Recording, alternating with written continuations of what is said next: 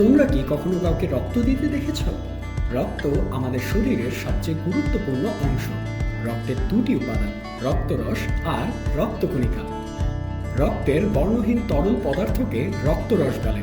সাধারণত রক্তের প্রায় 90% রক্তরস। পানি ছাড়া এতে বাকি অংশে যে পদার্থগুলো থাকে তার মধ্যে আছে প্রোটিন, গ্লুকোজ, ছোট ছোট চর্বিকণা, ভিটামিন, হরমোন ও অ্যান্টিবডি। এছাড়াও রক্তের 3 ধরনের রক্তকণিকা থাকে: লোহিত রক্তকণিকা, শ্বেত রক্তকণিকা, অনুচক্রিকা। রক্তের কণিকাগুলোর মধ্যে লোহিত রক্তকণিকা সবচেয়ে বেশি।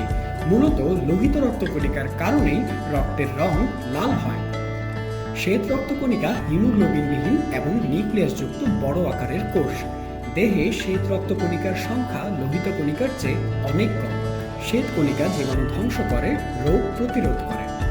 অনুচক্রিকা গোলাকার, ডিম্বাকার বা রড আকারের হতে পারে। এর গড় আয়ু 5 থেকে 10 দিন। অল্প কেটে গেলে দেখবে কিছুক্ষণ পর রক্ত এমনিতেই বন্ধ হয়ে যায়।